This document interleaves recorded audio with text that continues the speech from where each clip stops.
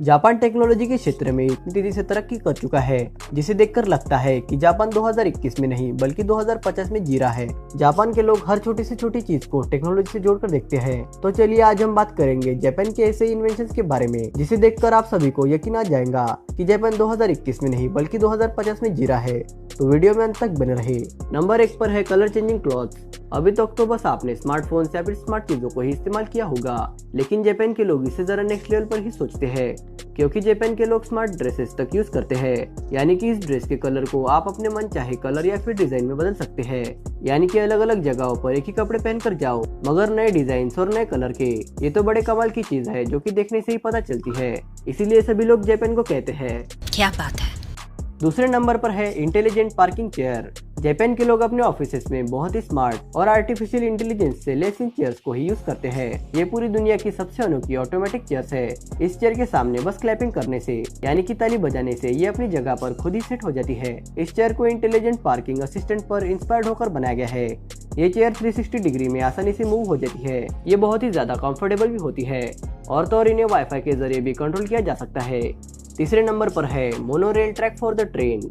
ये दुनिया का एकमात्र ऐसा अनोखा ट्रैक है जहाँ पर एक साथ 4 ट्रैक्स को बनाया गया है, और जब ट्रेन आने वाली होती है तो उसका पता ट्रैक्स को पहले से ही चल जाता है और ट्रेन के स्टेशन के हिसाब से ये ट्रैक्स चेंज होते रहते हैं। इन ट्रैक्स को कुछ इस तरह से डिजाइन किया गया है कि ट्रैक सेंसर्स के हिसाब से और ट्रेन की सही टाइमिंग के हिसाब से चेंज होते रहते हैं। और चौथे नंबर पर है शोनन मोनोरेल ट्रेन।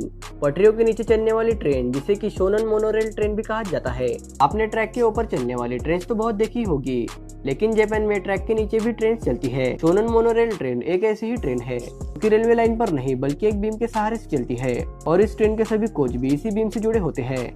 ये ट्रेन सड़क से 10 फीट या फिर इससे अधिक ऊंचाई पर भी बनाई जाती है, जिससे कि पैसेंजर्स को ट्रैफिक से बहुत आराम मिलता है। साथ ही इसमें पैसेंजर्स के कंफर्ट का भी खास तौर पर ध्यान रखा जाता है।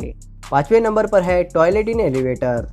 दुनिया भर में ऑफिसेज, अपार्टमेंट और होटल्स के रूम में जल्दी से पहुंचने के लिए एलिवेटर्स लगाए जाते हैं, लेकिन जापान के इन्हीं एलिवेटर्स में टॉयलेट की सुविधा भी दी जाती है, क्योंकि कभी कभार अचानक बिल्डिंग की लाइट भी चली जाती है। ऐसे में लिफ्ट में फंसे लोगों को परेशानी ना हो, इसीलिए जापान के एलिवेटर्स में आपको टॉयलेट की सुविधा देखने को मिलती है। और 6ठे नंबर पर है high speed train.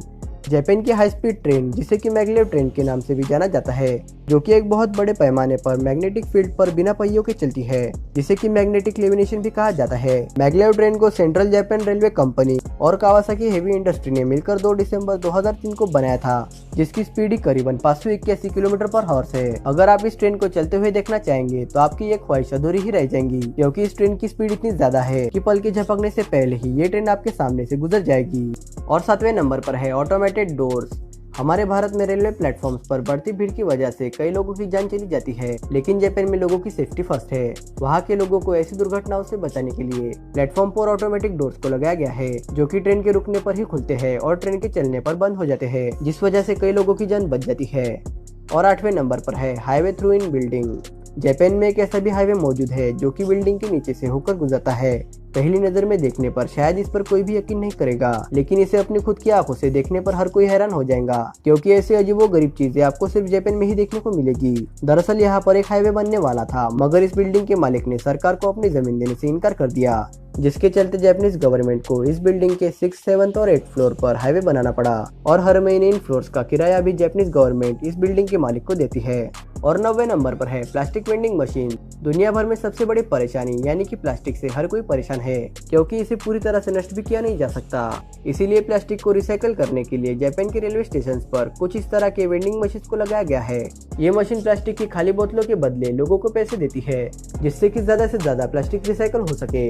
I hope आपको ये वीडियो अच्छी लगी होगी। तो आज की वीडियो में बस इतना ही। तो अगर ये वीडियो आपको पसंद आया हो तो इसे लाइक करें और हमारे चैनल को सब्सक्राइब करें। Thanks for watching. Make the streams louder.